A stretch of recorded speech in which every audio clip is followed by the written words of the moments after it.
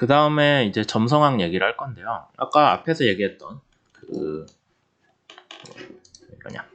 네. 앞에서 얘기했던 요 운동 방정식에서 이제 오른쪽에 항이죠. 그러면 우리가 점성항이 유체에 어떤 식으로 가해질 거냐라는 걸 먼저 생각을 해봐야 될 텐데요. 여기 보시죠. 이제 아까 컨트롤 볼륨을 작게 하나 정해놨어요. 그러면 점성항은 우리가 점성 유체에서 어떤 식으로 점성항을 정의를 했는지를 생각을 해보시면은 기본적으로 이제 실제 물리 현상에 대해서 설명을 하는 거죠. 이렇게 돼 있어가지고 표면이 있으면은 여기에 속도 프로파일이 나오고요. 윗방향은 y, 이쪽 방향은 x, x 방향의 유속을 u라고 하죠. 그래서 u가 y 방향으로 따라서 변하는 이 기울기거든요. 기울기에 비례해서 전달 능력이 나타난다라는 거를 배웠죠. 그러니까 우리가 어떤 거를 알 수 있냐면은 점성으로 인한 힘은 표면에 평행한 방향으로 가해진다. 전단력이기 때문에 표면에 평행한 방향이고, 그럼 표면에 수직한 방향으로 가해지는 힘은 있을 수 있나요? 사실 그건 뭔지 우리 이미 알고 있어요. 그건 압력이죠. 앞에서 다룬 압력.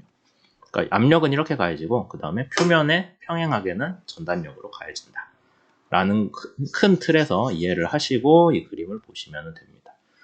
그래서 컨트롤 볼륨 아니면 검사 최적을 하나의 직육면체로 봤어요. 뭐 원통으로 하면 안 되나요? 임의의 형상으로 하면 안 되나요? 다 돼요. 다 되는데 지금 해석을 편하게 하고 우리가 결국에는 되게 미소한 영역으로 쪼개가지고 지배 방정식을 구할 거기 때문에 하나의 직육면체로 해서 좌표계에서 해석이 좀 편하게 하고 있습니다. 그 다음에 이제 표면의 전단력을 점성의 영향이죠. 이미 뉴턴의 그 점성 법칙으로 정해져 있으니까요.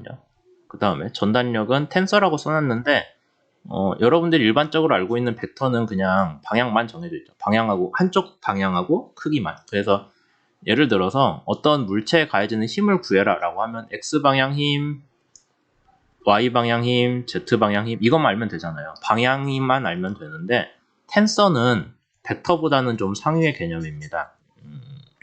여기에서는요. 동력학에서는 유체역학에서 텐서는 벡터보다 상위 개념이라서 작용 방향하고 작용 면의 방향을 함께 고려하라고 돼 있어요. 그럼 작용 방향이야 뭐 힘이 가해지는 방향이니까 그거는 알겠는데 작용 면의 방향은 뭐냐? 그러면 작용 면, 요 면의 방향이죠.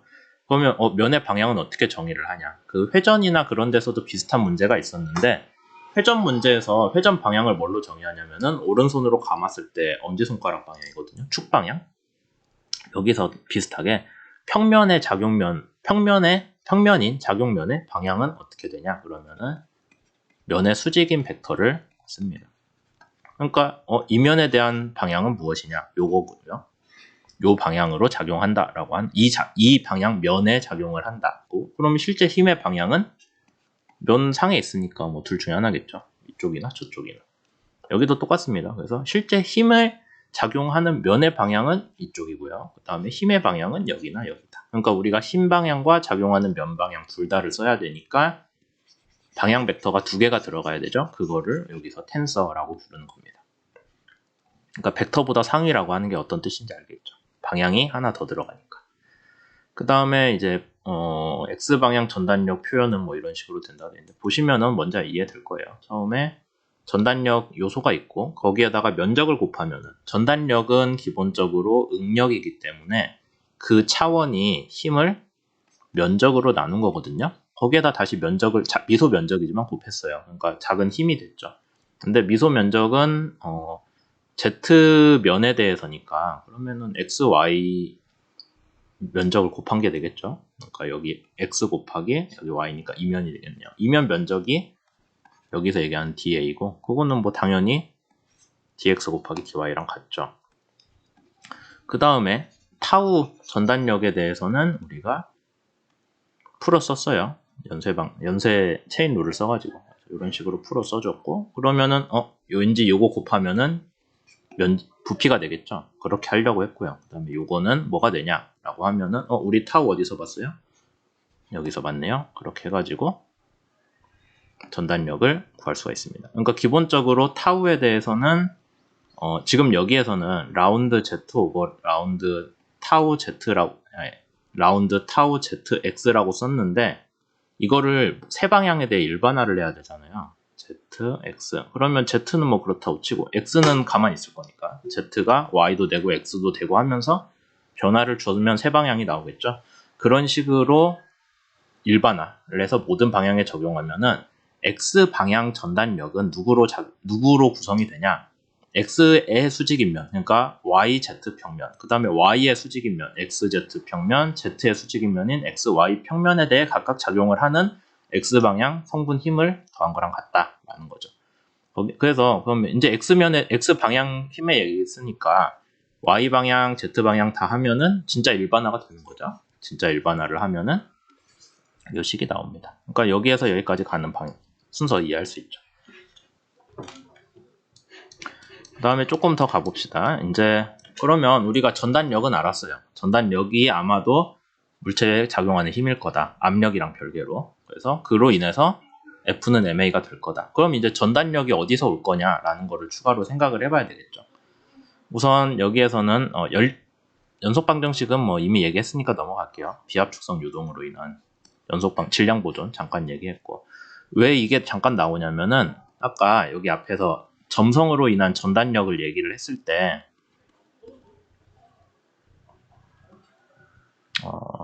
뭐 뭔진 모르겠지만 아까 앞에 XX 있었을 거거든요. 그러면은 전개를 해볼게요. 는 뮤고 라운드 X 오버 라운드, 뮤는 뭐 상수니까 밖으로 뺐습니다. 뉴턴 유체가 아니면은 뭐 상수가 아닐 수도 있겠죠. 이런 식의 항이 하나 들어가거든요. 그러니까 아까 우리가 일반화를 하다 보니까 일반화를 하다 보면은 저런 항이 하나가 나오고요. 근데 이거 어디서 봤냐면은 얘 전개해보면은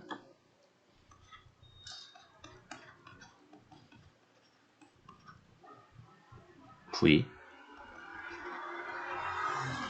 얘는 0이다가 나오거든요. 그러니까 여러분들이 요 식을 다 전개를 했을 때 여기 타우 뭐 어쩌고 저쩌고 써져 있는 거 있잖아요. 만약에 이게 I랑 J랑 꼭 뭐 다를 필요 있냐?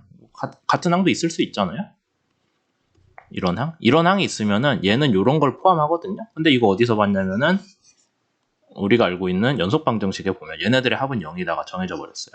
그러다 보니까 아까 우리가 앞에서 봤을 때 아까 뭐 X방향 힘에 대해서 3개 성분이 있는 것처럼 얘기를 했는데 그 중에 하나는 어차피 비압축성으로 하면은 지워질 항이다. 그러니까 얘는 없어져요. 그래서 나머지 전단력 방향만 살아남는다가 되는 거죠.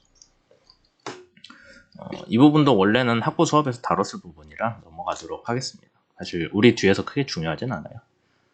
그렇게 됐을 때 이제 그럼 점성이 작용했다. 그 다음에 2차원 요소로 놓고 보면 요쪽 면에 대해서, 그러니까 이제 요 면에 대해서, 여기 수직인 면에 대해서 이 방향으로 작용할 수 있고, 그 다음에 여기 면에 대해서 이 방향으로 작용할 수 있죠. 그럼 얘네 둘 중에 하나만 작용했다라고 하면은 원래는 둘이 같은 크기로 작용을 하는 걸로 가정을 해요. 기억하실지 모르겠지만 운동학적 관점에서 그럽니다. 근데 이렇게 힘이 작용을 하면 사실 뭐가 되냐면은 얘를 기준으로 이렇게 마른 목골로 좁아지는 형상이 돼야 되거든요. 원래는. 왜냐면 이것도 있고 반대로도 힘이 작용을 해야 얘가 어디 안 움직이겠죠. 자체 변형만 하면 이렇게 돼야 돼요. 원래. 근데 맞나요? 방향이 뭐가 좀 거꾸로 됐나? 오히려 제가 방향을 거꾸로 그렸네요. 반대로 해야 돼요. 네, 여하튼 이런 식으로 전단력이 반대 방향으로 똑같은 크기로 가해지면은 물체가 움직이진 않습니다. 물체가 움직이진 않고 자기가 스스로 이렇게 서로 다른 방향의 힘을 받기 때문에 이렇게 마른 목골로 쭉 늘어나는 식으로 뭔가 변해요, 형상이. 근데 이건 변형이고, 근데 여기 책에서 보세요. 그러면 이제 실제로 우리가 요런 데에 놓여있는 유체 덩어리면 이쪽으로 가면은 뭐 빨리 가는 애는 빨리 갈 거고 느리게 가는 애는 느리게 갈 거고, 그래서 요런 식으로 변형이 올 거거든요. 여기 책에서 하는 얘기죠. 변형이 온다고 하면은 얘가 우리가 아까 얘기했던 전단 능력이 가해지면 이런 식으로 변형이 돼야 되는데 그게 아니라 변형 한번 되고 회전을 한 것처럼 느껴지죠. 이렇게. 그러니까 변형을 해서 좁아진 다음에 그게 회전을 해서 누워버리니까 우리가 실제 경계층에서 기대하는 그런 유체 변형 및 운동이 나타나는 거예요. 그래서 이 얘기를 왜 하고 있냐면은 그러면 우리가 요렇게 해가지고 좁아지는, 그러니까 유체가 전단력을 받아서 변형되는 거 하나, 그 다음에 뭔가 여기 전체적인 전단력이 불균형이 있으면, 같은 크기로 작용하면 얘가 변형이 되고 마는데 불균형이 있으면은 추가로 회전도 작용을 하겠구나 라는 얘기를 하게 됩니다. 그래서 여러분들이 와도나 아니면 각속도 계산을 해보시면은 이 회전 성분이 서로 그 스트레인, 그러니까 뭐라고 하죠? 쉬어 스트레인인데,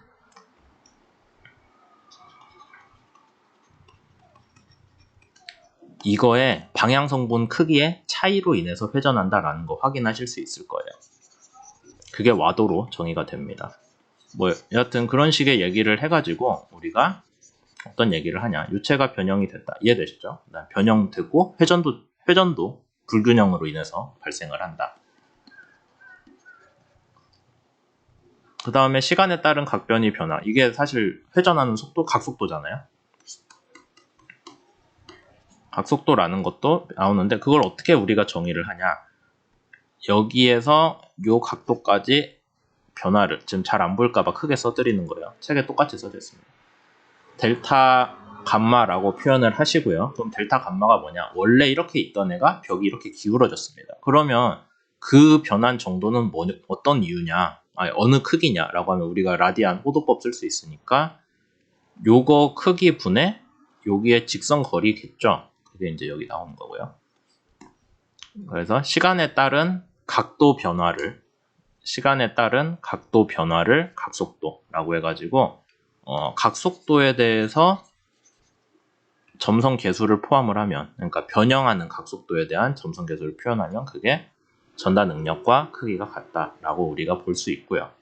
그 다음에 아까 얘기했던 각변위가 원래는 각속도인데 잠깐 얘기했었죠. 요거 길이에 대한 여기 길이 비율이지 않냐라고 해가지고 y 방향에 대해서 u 방향 속도가 변하는 정도로 표현을 할 수가 있습니다.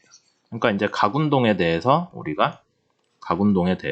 선형 운동으로 표현을 하는 거죠. 왜냐하면 네비어스톡스식에서 각 변위 같은 건 얘기가 없으니까요. 점성 법칙이 꽤 긴데 쭉 가도록 하겠습니다. 그래서 우리가 어떤 특정한 방향에 대해서 점성으로 인한 변형과 전단력을 이렇게 표현할 수가 있다라고 했어요.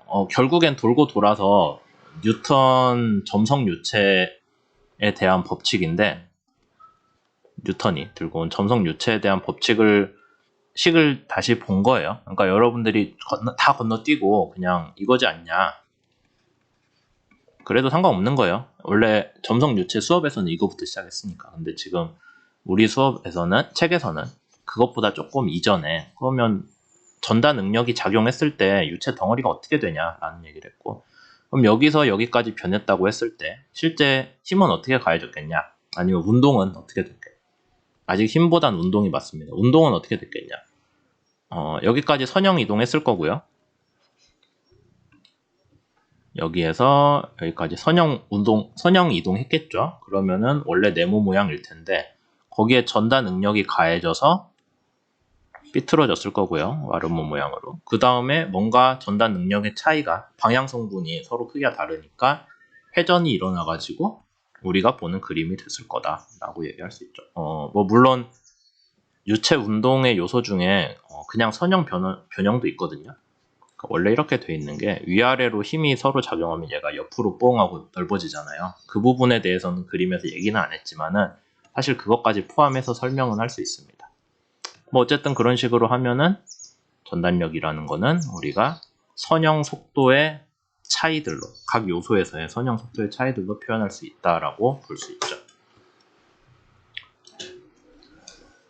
그래서 아까 얘기했듯이 전단력 크기가 서로 다르면은 회전까지 포함을 하는데, 지금 우리 문제는 회전은 아직 빼놓고 얘기를 하는 거예요. 그러니까 왜냐하면 힘 얘기하고 있잖아요. 회전이 발생한 거는 힘 문제가 아니죠. 그건 운동학적인 문제고, 운동 힘에 대한 문제로 간다면은 전단력이 작용해야 힘이 적용했다가 되니까 그거는 변형에 대한 문제만 보면 됩니다. 그래서 이렇게 정의를 할 수 있고, 우리가 스트레인 텐서라는 거를 정의를 새로 했어요. 그래갖고 쓰면 요거 나옵니다. 앞으로 되게 자주 나오는 문제예요.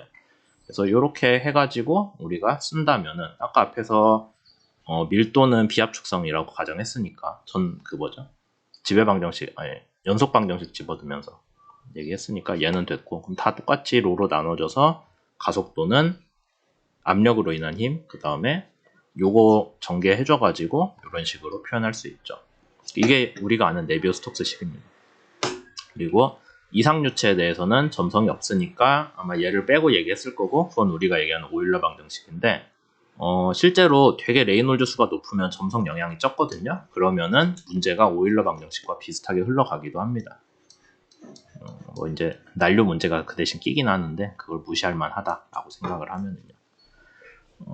그래서 여기까지 해서 점성 얘기를 했고요. 이 뒷부분은 이제 물질도 함수 얘기니까 쉬었다 가도록 하겠습니다.